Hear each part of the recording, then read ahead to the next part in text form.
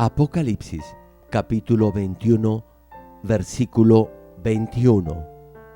Las 12 puertas eran 12 perlas, cada una de las puertas era una perla, y la calle de la ciudad era de oro puro, transparente como vidrio.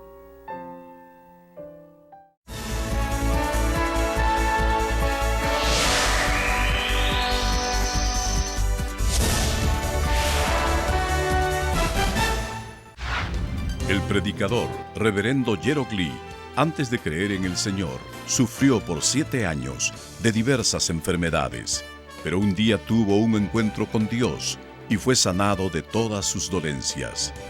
Desde ese momento, empezó a vivir conforme a la palabra de Dios, recibiendo luego el llamado para servir al Señor. En 1982 fundó en Seúl, Corea del Sur, la iglesia Manmin, con solo 13 personas. Su iglesia creció bajo la dirección de Dios y en 1993 fue considerada por la revista Mundo Cristiano entre las 50 iglesias de más rápido crecimiento en el mundo. Hasta el día de hoy, la iglesia se ha mantenido consagrada a la oración. Además, el reverendo Gerald Lee ha asumido el liderazgo para difundir el evangelio por el mundo entero en obediencia a la gran comisión del Señor. Actualmente, la iglesia Manmin cuenta con decenas de iglesias en las principales ciudades de Corea y miles de iglesias en todo el mundo, en países como Kenia, Estados Unidos, Canadá, Japón, Francia, India, Filipinas, Honduras, Perú y con decenas de misioneros alrededor del mundo. Asimismo, el reverendo Gerald Lee ha dirigido multitudinarias cruzadas en Uganda, Kenia, Japón, Pakistán, Filipinas, Honduras, India, Rusia, Alemania, Perú, República Democrática del Congo y en la ciudad de Nueva York. La cruzada de Nueva York, que se realizó en el Madison Square Garden, fue transmitida a más de 200 países vía satélite. Dondequiera que haya realizado estas cruzadas, las obras milagrosas de sanidad divina se han producido tan rápidamente que ha sido calificado como el más grande y connotado evangelista de los últimos tiempos por diversos medios de comunicación internacionales, incluyendo la CNN, una de las principales cadenas de noticias del mundo. Hechos, capítulo 1, versículo 8. Pero recibiréis poder cuando haya venido sobre vosotros el Espíritu Santo, y me seréis testigos en Jerusalén, en toda Judea, en Samaria y hasta lo último de la tierra. Amados hermanos en Cristo y estimado público, en las últimas prédicas les he compartido de la Nueva Jerusalén. Hasta ahora hemos visto el significado del muro de la Santa Ciudad y de sus 12 cimientos y cómo, a través de ellos, podemos obtener las llaves para entrar a la Nueva Jerusalén. La primera llave la hallamos en el muro de jaspe. El jaspe representa el 5.º nivel de fe, que es la fe que agrada a Dios. Esta es la primera llave de la Nueva Jerusalén. La segunda llave la encontramos en el significado espiritual de los 12 cimientos de la Santa Ciudad.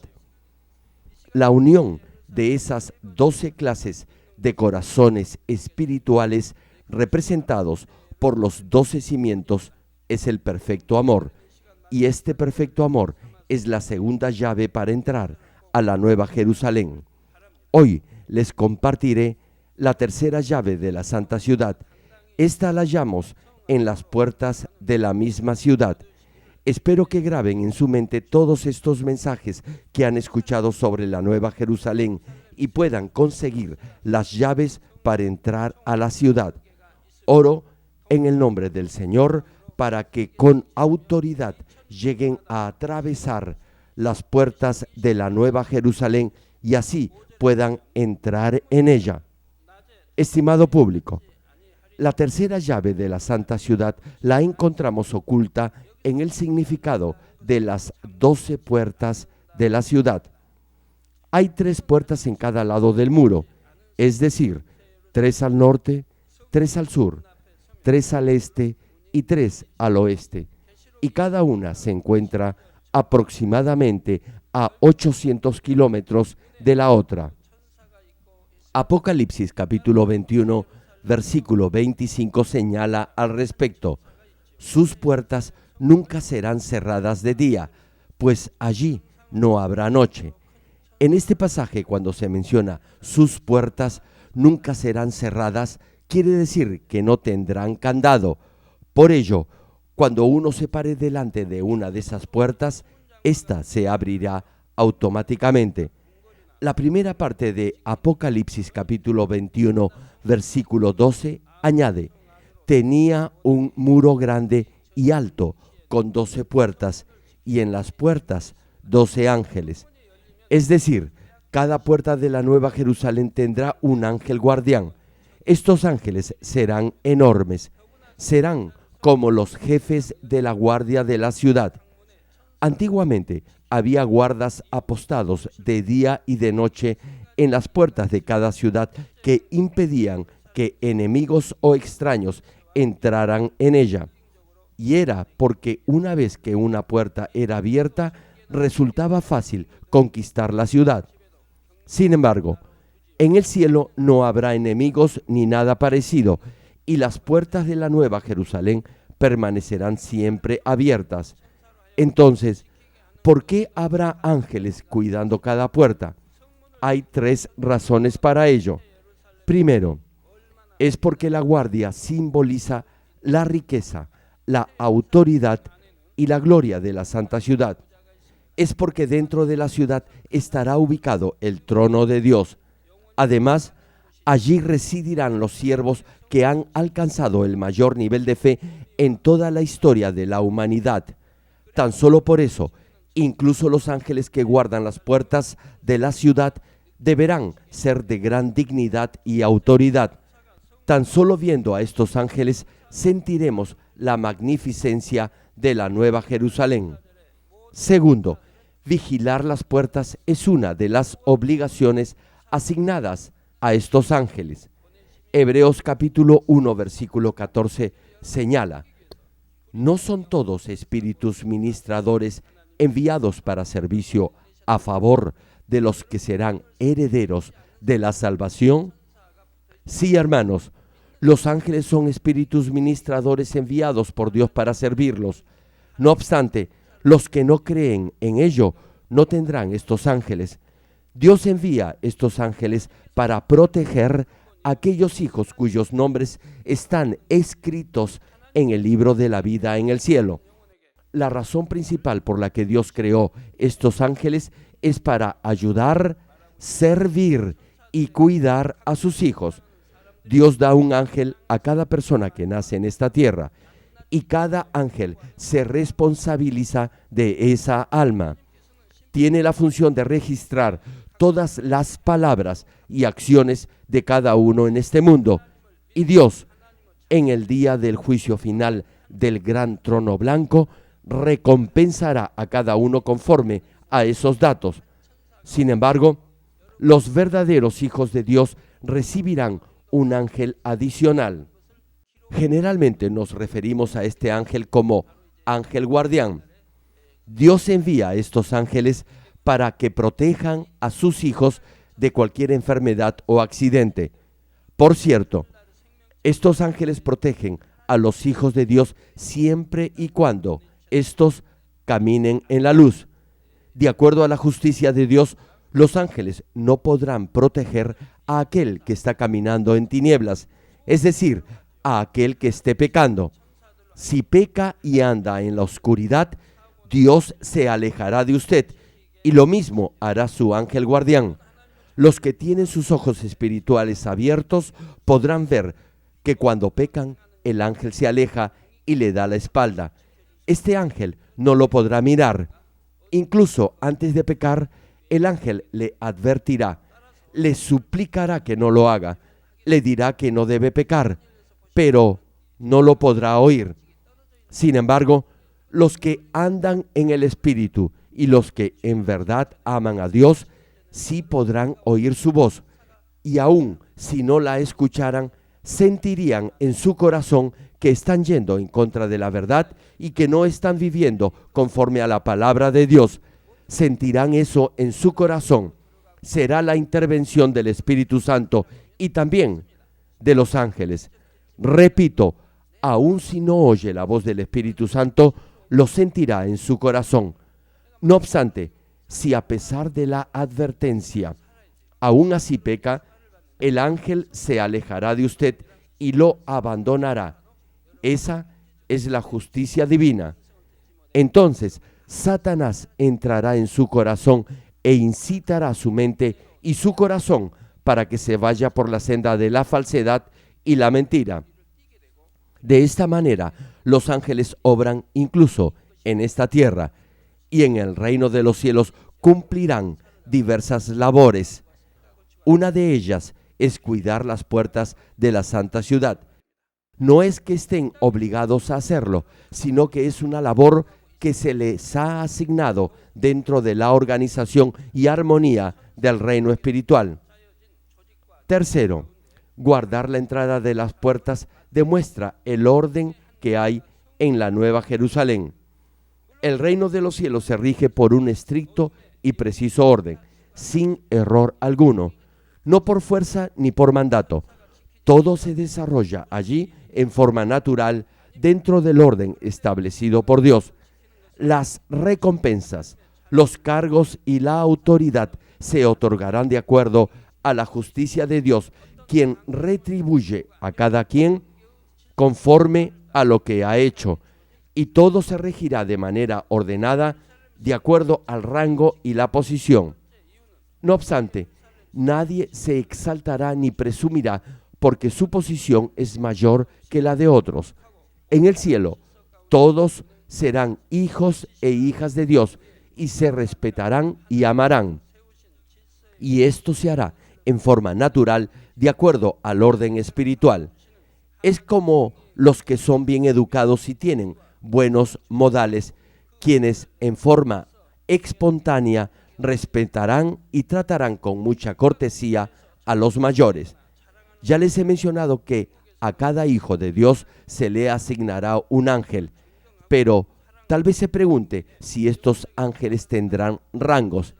Es decir, si usted es pastor, anciano, líder o hermano, ¿su ángel acaso automáticamente también tendrá la misma jerarquía? No, eso no será así. Tal vez ocupen diferentes posiciones opuestos en la iglesia, pero en el cielo, repito, eso no será así. Les doy un ejemplo. Digamos que hay dos pastores. Uno es pastor de jóvenes y el otro pastor. A cada uno se le asignará un ángel. Sin embargo, el ángel que sirve al pastor podrá inclinarse ante el ángel del pastor de jóvenes. Esto es, si el nivel espiritual del pastor de jóvenes es mayor. Por ello, el ángel que sirve a alguien que ocupa un rango espiritualmente menor se inclinará ante el ángel de aquel que tenga un mayor nivel espiritual. En el mundo espiritual hay rangos.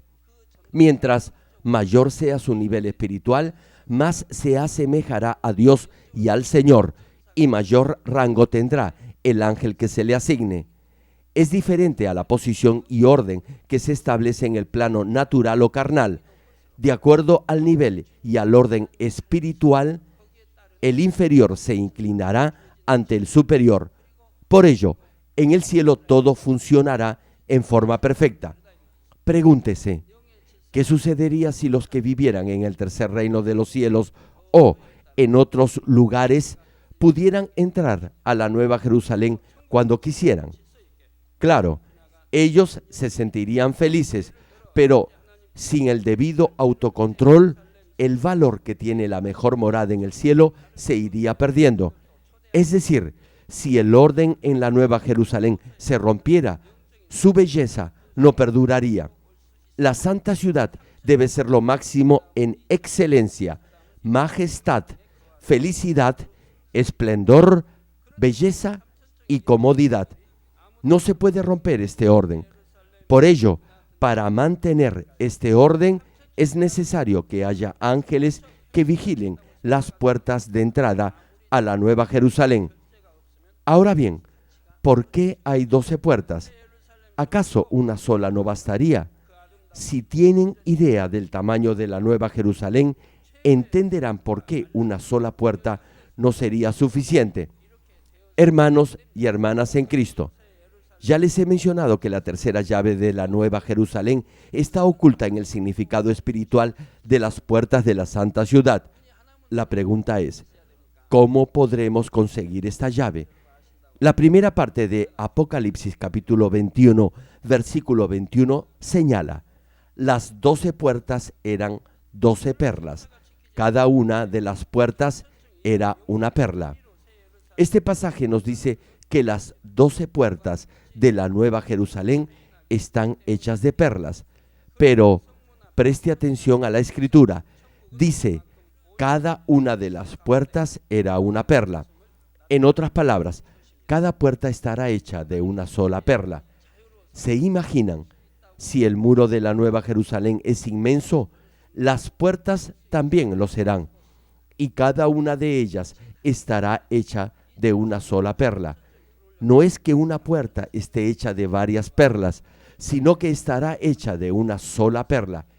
En este mundo no existe una perla de ese tamaño. No obstante, en el cielo sí la habrá, y su color será mucho más hermoso que el de las perlas de esta tierra. Si pudiéramos ver de cerca las puertas de la Nueva Jerusalén, veríamos que son enormes portones con forma de arco, hechas de una sola perla, y cada puerta se abrirá por sus 2 hojas y tendrá una agarradera o aldaba de oro puro con incrustaciones de gemas preciosas. Tal vez algunos piensen que hubiese sido más hermoso si las 12 puertas hubiesen sido hechas de diferentes piedras preciosas. Sin embargo, Dios, al hacer cada puerta de una sola perla, ha querido darle a este hecho un significado espiritual muy importante. Dios ocultó la tercera llave para entrar a la Nueva Jerusalén en estas puertas de perlas. Quiere decir que a través del significado espiritual de esta perla, Dios desea que entendamos la forma de entrar a la Santa Ciudad. Hermano, la perla se forma de una manera muy diferente a la de otras gemas. El oro, la plata y las gemas preciosas que adornan los 12 cimientos de la Nueva Jerusalén provienen de este mundo y son minerales o piedras inanimadas. No obstante, la perla es la única gema que se forma de un elemento vivo. Permítanme describir brevemente el proceso de formación de una perla. La mayoría de las perlas se forman en las llamadas ostras de perlas. Diversos estímulos que provienen de materias orgánicas, parásitos, etc., causan el desplazamiento de los tejidos de una parte a otra dentro de la ostra. Pequeñas partículas u organismos entran a la ostra cuando las cavidades o válvulas de la concha o caparazón se abren para alimentarse o respirar, o en otras ocasiones sustancias microscópicas externas como granos de arena entran en la ostra. Entonces se dice que la ostra siente un agudo dolor, como si una aguja penetrara en su suave cuerpo. ¿Se imaginan lo doloroso que debe ser el sentir una aguja penetrar en su carne? Es dolorosísimo. El tejido o carne de la ostra es muy suave y la sustancia extraña es muy dura y puntiaguda e hinca la carne de la ostra. Ahora bien, en ese momento la ostra comienza a segregar una sustancia llamada nácar, que es como la madre o el origen de la perla, que cubre el elemento que produce esta irritación. Este proceso se repite numerosas veces produciendo la perla. Actualmente, la mayoría de las perlas se cultivan aplicando este principio. Insertan este estímulo externo en la ostra, que es un elemento ajeno a su composición. La ostra cubre esta sustancia intrusa con el nácar. Mientras más denso sea este nácar, más brillante será el resplandor de la perla. Podemos identificar la perla de más alta calidad cuando al mirar su superficie, ésta refleje nuestro rostro con mayor nitidez. Si el nácar es más denso, la perla será asimismo más grande y, obviamente, más costosa. Hermanos, si deseamos llegar a la Nueva Jerusalén, todos tendremos que producir al menos una perla espiritual. Debemos hacer que nuestro corazón produzca una perla espiritual. ¿Qué quiero decir con esto? La ostra soporta el dolor y segrega el nácar para dar origen a la perla. De igual forma, los hijos de Dios también deben soportar el proceso de dolor hasta llegar a recuperar completamente la imagen de Dios. Los profetas del Antiguo Testamento y los discípulos del Señor y el apóstol Pablo en el Nuevo Testamento, todos ellos superaron pruebas, aflicciones y persecuciones. Fueron más que vencedores en todas ellas. Escuche bien esto. No hay nadie, repito, absolutamente nadie, que haya alcanzado la plenitud de la estatura de la medida de Cristo, es decir, el Espíritu perfecto, en forma automática. Deberá atravesar por pruebas, aflicciones y dificultades, padeciendo sufrimientos y sacrificio. Al principio, el hombre fue creado a imagen de Dios con un corazón puro y sin mancha. Sin embargo, en la medida en que el primer hombre pecó, desobedeciendo a Dios, el pecado entró en el mundo y todos los descendientes de Adán heredaron ese pecado original y ellos mismos pecaron. Y en la medida en que el pecado entró en el mundo, el ser humano se fue manchando cada vez más de maldad y fue perdiendo la imagen de Dios. En el corazón del hombre se implantó la maldad y la mentira, y su corazón se fue contaminando, adquiriendo un hedor nauseabundo y fétido.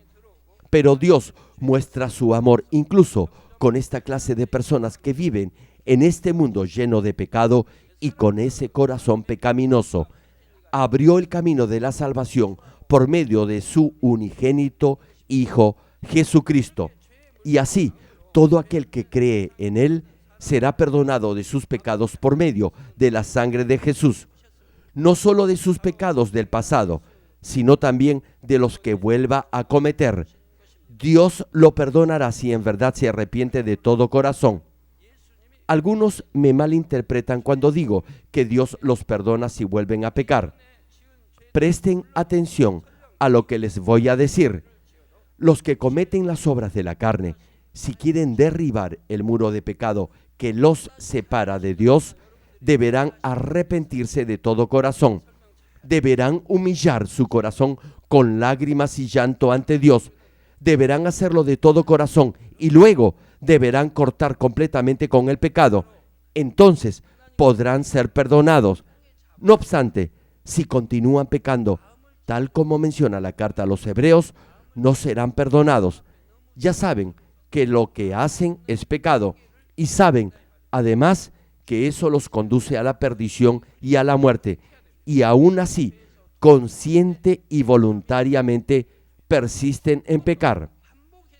Los capítulos 6 y 10 de la carta a los Hebreos señalan claramente que tales personas no podrán ser perdonadas. Más aún, Dios no les dará el espíritu de arrepentimiento y como no pueden arrepentirse, no podrán ser salvos. En consecuencia, si peca cometiendo alguna obra de la carne, deberá arrepentirse de todo corazón y cortar definitivamente con el pecado. He dicho que Dios le perdonará si en verdad se arrepiente de todo corazón. Sin embargo, se debe tener en cuenta dos factores, a saber, primero, entre las obras de la carne hay algunas que no son de muerte. En este caso, aun si no quebranta su corazón en arrepentimiento y lo hace solo confesando su pecado y cortando con él, podrá ser perdonado. Segundo, están también los deseos de la carne. Estos se revelan cuando la naturaleza pecaminosa se manifiesta en la carne. Por ejemplo, Dios le manda no odiar. Dios le dice que no debe juzgar ni condenar. Si usted juzga, critica o condena a otro, eso quiere decir que es arrogante y que se pone en el mismo nivel de Dios. Dios escudriña los corazones y Él es el que juzga. Él nos ha dado sus mandamientos. Entonces, ¿quién podrá juzgar o condenar a alguien? Si usted lo hace, es que es arrogante. Repito, se pone en el mismo nivel de Dios. Otro ejemplo, Dios le dice que debe amar a sus enemigos. No obstante, los odia con sus pensamientos. Como conoce la verdad, usted debería arrepentirse de estos deseos de la carne. Debería clamar a Dios en oración por su perdón y pedirle que lo fortaleciera para no pecar otra vez. Ahora bien, no debería orar prometiéndole a Dios que jamás volvería a pecar, porque una vez que lo ha prometido, deberá cumplirlo, ya que ha hecho un voto de promesa a Dios. No deberá jurar en vano, ni hacer un voto o promesa que no pueda cumplir. Deberá orar de la siguiente manera: Dios, ayúdame a no pecar. Dame la fortaleza y la gracia necesarias para ello. Así debería declamar. Tal vez se pregunte si solo orando así el odio desaparecerá fácilmente. No, se dará cuenta que luego de haberse arrepentido, aún habrá odio en su corazón. Todavía juzgará y condenará a los demás. En ese momento deberá arrepentirse nuevamente. Este es el caso en el que será perdonado si vuelve a pecar y se arrepiente. Sin embargo, deberá hacerlo de todo corazón, es decir, sinceramente, no solo de labios. En este caso, cuando ha pecado luego de haberse arrepentido, podrá volverse a arrepentir y será perdonado. Pero, ¿qué sucede si ha cometido alguna obra de la carne? Es decir, si ha pecado de obra. Como ya les dije, hay obras de la carne que conducen a la muerte y hay otras que no lo hacen. Por ejemplo, obras de la carne como el adulterio y la fornicación, entre otros, son de muerte. No obstante, hurtar algo que le pertenece a otra persona. No estoy hablando de robar las cosas que le pertenecen a Dios o a la iglesia, o golpear a alguien. Estos pecados no son de muerte.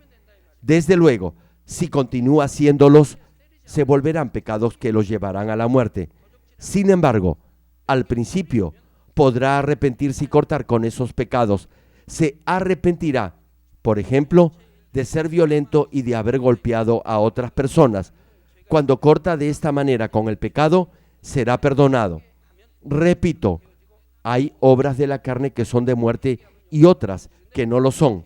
Las obras de la carne que no conducen a la muerte podrán ser perdonadas si se arrepiente, pero no piense que será perdonado si continúa repetidamente cometiéndolas y tan solo se arrepiente cada vez que las hace. No, escuche bien esto. La razón por la que Dios lo perdona es para darle la oportunidad de echar fuera ese pecado de su corazón. Es para que usted se despoje de ese pecado. Entiendan bien esto. La maldad que hay en su corazón debe salir y en su lugar debe haber bondad. Es decir, el corazón malo debe convertirse en un corazón bueno. Incluso si usted ha tenido la mala costumbre de juzgar, criticar y condenar a otros, si se arrepiente y se propone no hacerlo nuevamente, entonces no lo hará. En vez de ello, apreciará y amará a los que antes odiaba o les tenía antipatía. Eso es lo que Dios desea. Por eso, Dios dice que perdonará a los que confiesen sus pecados y se arrepientan de corazón por haberlos cometido. No obstante, si una y otra vez peca y se arrepiente, eso significará que usted es un bebé espiritual. Algunos malinterpretan esto y piensan que serán perdonados cada vez que se arrepienten luego de haber pecado. No debe creer esto. Luego de pecar, le vendrá una prueba. Hermano, Si peca, tenga la plena seguridad que una prueba de la misma magnitud le sobrevendrá. Si comete un pecado grave, le vendrá una prueba grande. Si el pecado es, por decirlo así, no tan grave, la prueba no será tan dura. Pero no tenga la menor duda que tendrá que pagar las consecuencias de su pecado. Debe saber esto, porque si no lo sabe, usted mismo creerá que para ser perdonado solo deberá arrepentirse una y otra vez y no se corregirá de su mal camino. Incluso en el plano natural, tratándose de niños, aun cuando les ponga ropa limpia, cada vez que jueguen se ensuciarán. En el plano espiritual, si repetidamente se arrepiente y peca una y otra vez, eso significará que usted es un bebé espiritual.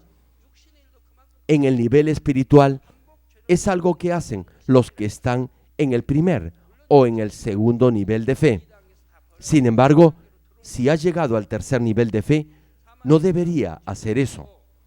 Eso no debe suceder en el tercer nivel de fe. Pero incluso en este tercer nivel de fe, como aún no se ha despojado de los deseos de la carne, todavía habrá odio en su corazón, aun cuando procure no odiar. Por ello, hay dos etapas en el tercer nivel de fe. Una vez que ha llegado a estar firme en la roca de la fe, entonces eso ya no le sucederá más. Reitero, una vez que haya alcanzado la roca de la fe, luego de arrepentirse, ya no le volverán esos pensamientos carnales. Solo tendrá que decidir no pensar en ello y ese pensamiento se irá. No pecará más.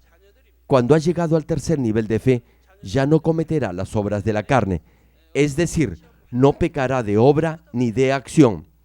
Si todavía comete las obras de la carne, es que está en el segundo nivel de fe.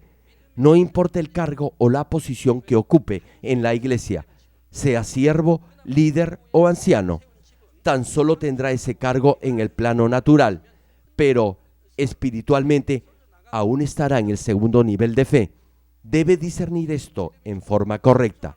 Reitero, una vez que esté firme en la roca de la fe, en el tercer nivel de fe, la mayor parte de los deseos de la carne desaparecerán y por eso ya no cometerá el mismo pecado otra vez. Incluso luego de haber pecado, si se arrepiente y corta con ese pecado, nunca más lo volverá a hacer. No obstante, los verdaderos hijos que Dios desea tener son aquellos que han crecido espiritualmente y son maduros en la fe.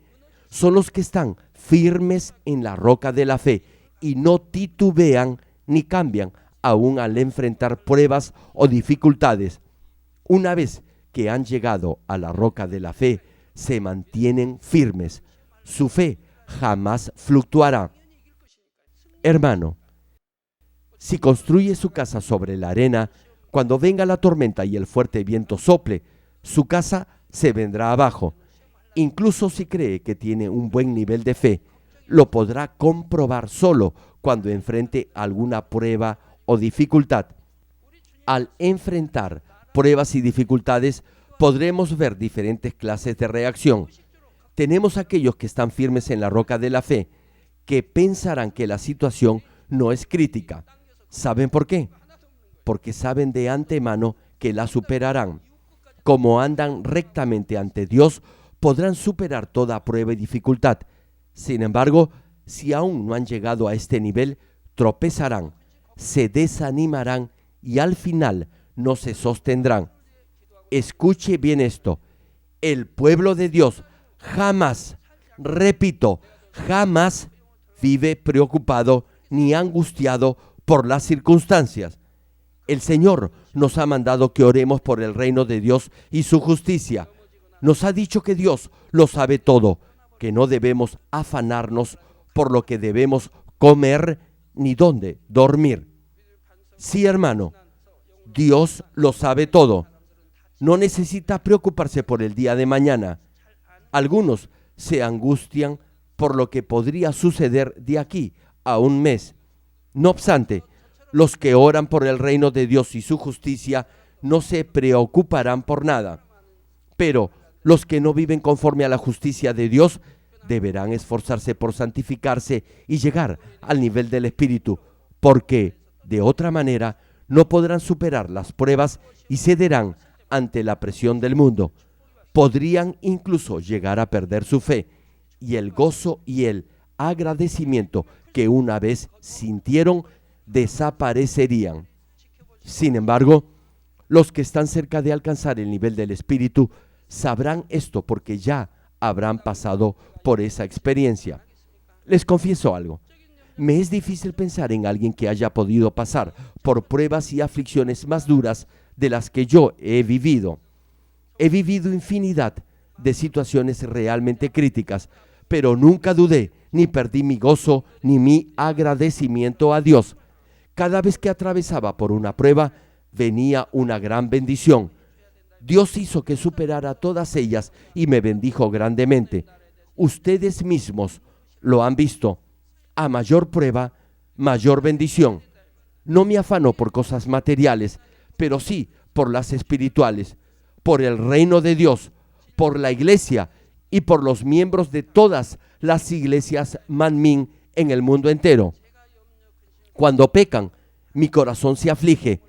Cuando algún hermano se enferma, yo me conduelo, oro y ayuno por ellos.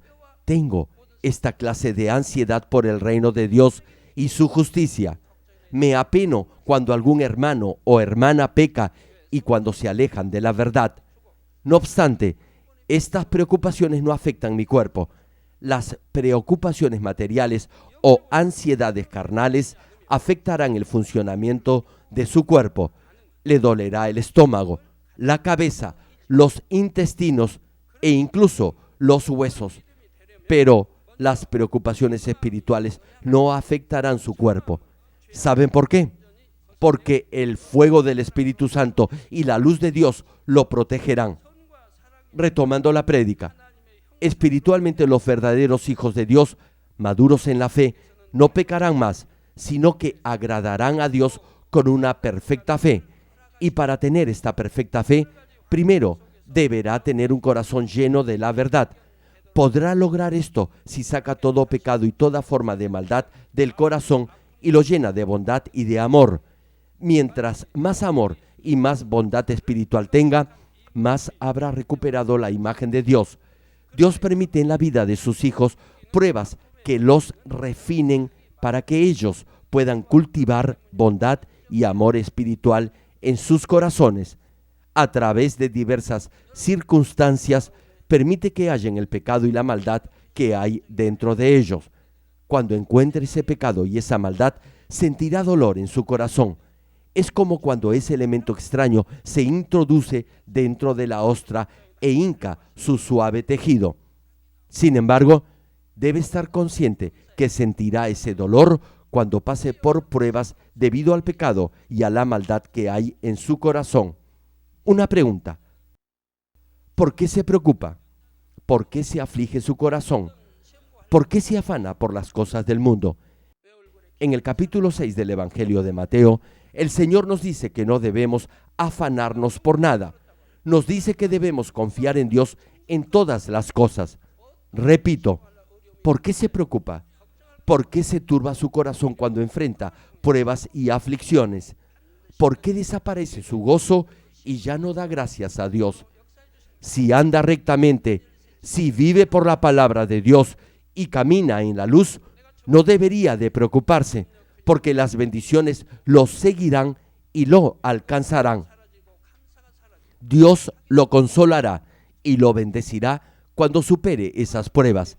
Así fue con Daniel y con sus 3 amigos. Pero si se aleja de la senda correcta, entonces le vendrán preocupaciones, y el gozo y el agradecimiento desaparecerán. Su corazón se angustiará y le ocurrirán cosas extrañas. Debe entender que todo eso le pasará debido al pecado y a la maldad que hay en su corazón. Cuando lo reconozca, entonces podrá hallar ese pecado y esa maldad y así podrá despojarse de ellos. Un ejemplo: digamos que tiene problemas en su negocio. Si lo han engañado o estafado en su negocio, deberá dar gracias por ello. Le digo por qué. Es que debe haber una razón para ello y usted debe hallarla. Si otros lo han engañado, repito, debe haber una razón para ello. Si anda por la senda correcta, vive por la palabra de Dios y camina en la luz, no habrá ninguna razón para que lo engañen o estafen. ¿Saben por qué? Porque usted siembra, da su diezmo completo y su ofrenda cuando debe hacerlo. Por eso, Dios protegerá sus finanzas. No obstante, si tiene codicia y es egoísta, como trata de ganar dinero fácilmente y es tacaño con Dios, por eso lo engañan y lo estafan. Si esto le sucede, deberá más bien dar gracias a Dios. Deberá darse cuenta que tiene codicia y que es egoísta, y al hacerlo será de verdadera bendición, ya que así podrá despojarse de todo eso. Si no lo llega a saber, me pregunto, ¿cómo podría derribar el muro de pecado y de maldad que lo separa de Dios y poder ir a una mejor morada en el cielo? No importa los años que tenga de cristiano ni el puesto o cargo que ocupe en la iglesia, si no haya la maldad que hay en usted, no podrá crecer espiritualmente. Cuando encuentre esa maldad y se despoje de ella, crecerá espiritualmente, podrá santificarse y llegar al nivel del Espíritu. Por eso, cuando haya esa maldad, deberá más bien dar gracias por ello. Incluso si eso le representa una considerable pérdida de dinero, deberá estar agradecido a Dios, porque de no haberla hallado y de haber ganado ese dinero fácil, ¿qué hubiera sido de usted? No hubiera podido ir al cielo. Como tiene codicia, no podría haber sembrado en el reino de Dios. Todo lo que hubiera acumulado no le serviría de nada. Volviendo al mensaje, si se siente herido es por la maldad y el pecado que hay en su corazón. Debe saber esto. Si no tiene nada de maldad, no habrá lucha en su interior. Se aflige y se contraría porque tiene maldad en su corazón. Sin embargo, si solo tuviera bondad, no habría conflicto interno y su corazón se asemejaría al del Señor. Tendría amor, integridad y mansedumbre. No se incomodaría por nada, ni nada lo heriría. Hermano, hermana, mírese, usted no tiene paz. Viene amargada a la iglesia, tiene enojo dentro de usted. La maldad que hay en su corazón la incita a pensar mal de otras hermanas y empieza a incomodarse. Se enoja, tiene rabia, juzga y condena a otros hermanos y hermanas y tiene odio. Todo eso proviene de su maldad. Si se despoja de esa maldad, toda contienda se irá y usted se verá más joven. Siente dolor no debido a la situación que la rodea, ni debido a que alguien, según usted, le hace la vida imposible, sino porque su propia maldad la atormenta y le causa problemas. Si en verdad entendiera esto, podría ser que su corazón cultivara esa perla espiritual para alcanzar la santidad. Oraría con mayor intensidad para despojarse de todo pecado y de toda forma de maldad. Entonces, la gracia y la fortaleza de Dios vendrían sobre usted y el Espíritu Santo la ayudaría. De esta forma, el pecado y la maldad serían extirpados y en su lugar tendría un corazón lleno del Espíritu. Por ejemplo, si se despoja del odio, el amor brotará en su corazón y lo reemplazará. En la medida en que eche fuera el odio, podrá tener amor en su corazón. Dios es perfecto y quiere que nosotros también seamos perfectos. Por eso, permite pruebas de fe en nuestra vida para que lleguemos a tener una perfecta fe y un corazón lleno de la verdad. Dios sabe que le vendrán pruebas dolorosas, pero las permitirá porque la gloria y el honor que recibirá luego de haberlas superado serán inconmensurables. Primera de Pedro capítulo 1 versículo 7 señala al respecto: para que sometida a prueba vuestra fe, mucho más preciosa que el oro, el cual, aunque perecedero, se prueba con fuego, sea hallada en alabanza, gloria y honra cuando sea manifestado Jesucristo. La vida terrenal, incluyendo los momentos de pruebas y de aflicción, son momentáneos y pasajeros comparados con el inmenso peso de gloria que recibirán en el reino de los cielos. Por ello, Dios siempre los anima a superar toda prueba con fe, aun si ésta es dura. Por eso, aun si sufre en el momento de la prueba, deberá entender que eso es también producto del amor de Dios. Cuando las pruebas son difíciles, algunos creyentes le piden a Dios que éstas terminen y que se conformarán con ir al paraíso o al primer reino de los cielos. Se dan por vencidos porque piensan que la meta de llegar a la Nueva Jerusalén es demasiado para ellos. Sin embargo, Dios no se da por vencido con nadie. Persiste con cada uno a fin que lleguemos a la mejor morada en el reino de los cielos, es decir, a la santa ciudad. Debemos entender que Dios, en su infinito amor, permite constantemente pruebas de fe en nuestras vidas. Si llegamos al nivel del Espíritu perfecto, comprenderemos cómo el inmenso amor de Dios nos ha venido guiando. En ese momento estaremos verdaderamente agradecidos por ello. Aquellos cristianos que pasen por las puertas de perlas y entren a la Nueva Jerusalén llorarán de gozo y de alegría. En la próxima prédica les describiré la emoción y el gozo que sentirá al atravesar por esas puertas de perlas y entraremos, figurativamente hablando, a la Nueva Jerusalén. Termino el mensaje. Amados hermanos en Cristo y estimado público, en esta prédica les he compartido acerca de las puertas de perlas que representan la tercera llave de la Nueva Jerusalén. Tal como una ostra produce una perla, nosotros, los cristianos, también debemos producir esta perla espiritual para entrar a la Nueva Jerusalén. Es decir, deberá cultivar un corazón lleno de la verdad y tener una perfecta fe. A través de diversas circunstancias que probarán su fe, recuperará la imagen de Dios. Dios desea, más que nosotros, que lleguemos a la Nueva Jerusalén. Los que entiendan y crean de corazón en este amor de Dios, lograrán cultivar esta perla espiritual. Estarán agradecidos incluso por las aflicciones, dolor y dificultades que han vivido en este mundo. Y es porque comprenderán muy bien que todo eso ha sido producto del amor de Dios. Oro en el nombre del Señor para que todos lleguen a la Nueva Jerusalén atravesando con acción de gracias las puertas de perlas de la santa ciudad.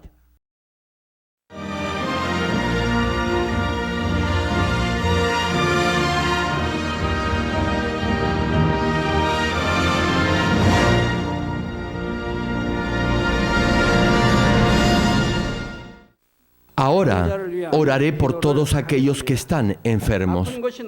Coloque su mano en la parte enferma o adolorida.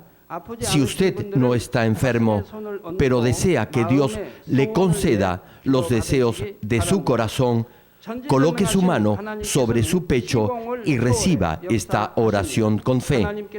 El obrar del Todopoderoso Dios trasciende el tiempo y el espacio, y Él obrará de acuerdo a su fe. No importa dónde se encuentre, cuando reciba esta oración con fe, experimentará el asombroso poder de Dios. Aleluya. Dios Todopoderoso de amor, pon tus manos sobre tus hijos y sobre todos aquellos que están viendo y recibiendo esta oración. Extiende tu mano, oh Dios, y manifiesta tu poder y tu obrar que trasciende el tiempo y el espacio en todo aquel que está recibiendo esta oración con fe en cualquier parte del mundo. Da a cada uno de ellos la fe necesaria para que puedan creer y echar fuera todo pensamiento negativo y toda duda. Quita de ellos todas sus cargas y sufrimientos. quema por el fuego del Espíritu Santo y limpia con la sangre de nuestro Señor desde la cabeza a los pies cada coyuntura y todo nervio, tejido y célula. Manifiesta el poder más alto de la creación. Yo ordeno en el nombre de Jesucristo al diablo y a Satanás, a toda enfermedad, virus y bacteria, fuera. Toda enfermedad contagiosa, fuera.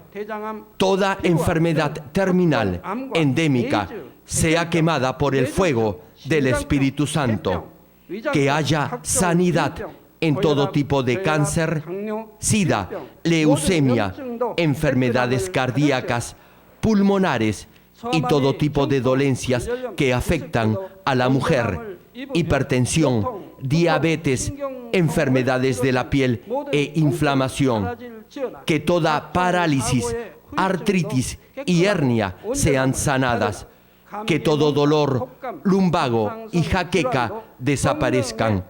Que todo resfrío, fatiga y enfermedad a la tiroides sea quemada por el fuego del Espíritu Santo. Epilepsia, autismo, depresión, crisis de nervios y todo tipo de enfermedades mentales, fuera. Dios Padre, te pido que toda parte que esté paralizada sea liberada y que los paralíticos y cojos caminen. Que los que tienen la vista nublada se les aclare. Que los que tienen problemas para oír puedan oír bien. Que los ciegos vean. Que los sordos oigan. Que los mudos hablen. Padre, bendice a aquellos que no pueden tener hijos. Restaura los huesos rotos y haz nueva toda parte quemada de los cuerpos. Limpia por el fuego del Espíritu Santo a los que son adictos a alguna droga, narcótico o sustancia tóxica. Revive los nervios y las células muertas. Ordeno en el nombre de Jesucristo al diablo y a Satanás y a toda potestad del aire, fuera. A todo poder de las tinieblas, espíritus malignos, perversos, deshonestos, engañadores, espíritus de división, fuera. Dios Padre, fortalece sus espíritus y sus cuerpos. Dales la fortaleza necesaria para que puedan clamar a ti. Fortalécelos para que puedan despojarse de todo pecado y vivan en santidad, para que sus almas sean prosperadas y todo les vaya bien. Responde a los deseos de su corazón, a su clamor y a sus oraciones. Auméntales la fe, la esperanza y el amor, y que sus familias también puedan oír y creer en las buenas nuevas del Evangelio. Protégelos de todo accidente y bendícelos para que lleven una vida próspera.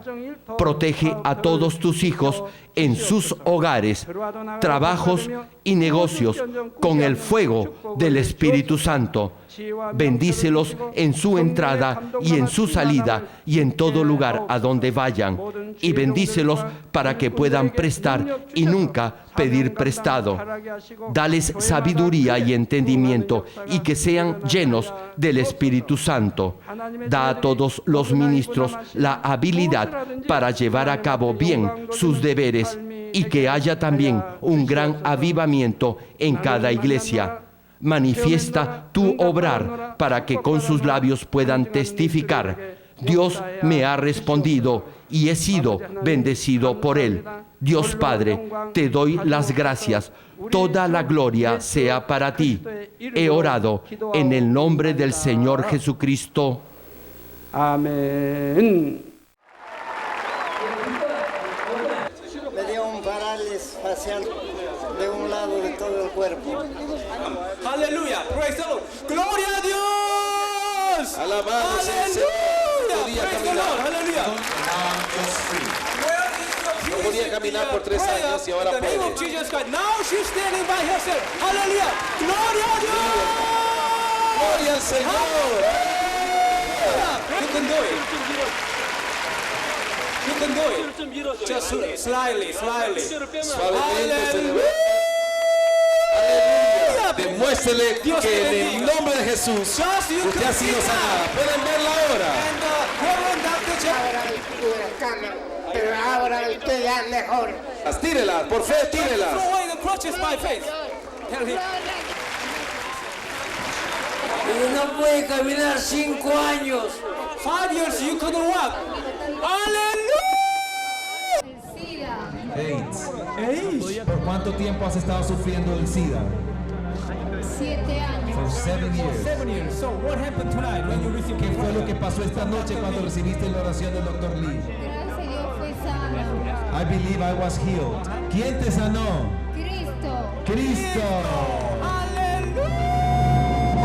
Aleluya. Alabado sea el Señor. Gloria a Dios. Bendito Jesús, me ha sanado. Una vuelta para que le enfoquen las cámaras. Just to turn around by yourself. Try. Mira esta mujer, Aleluya. 6 años en cama. Aleluya. Praise the Lord. Dios la ha levantado de su cama. Gloria a Dios. Aleluya. Rápidamente, para que pueda glorificar el nombre del Señor sufriendo de osteoporosis. Hace un año. 1 year. Just 1 year. Were you Por fe, Sí. So would you like to stand up by yourself? levántese para que el pueblo pueda ver. Hallelujah! Praise the Lord! Empújela para que Dios se glorifique. Go in the name of Jesus Christ. Vaya usted mismo empujándola para que las cámaras Gloria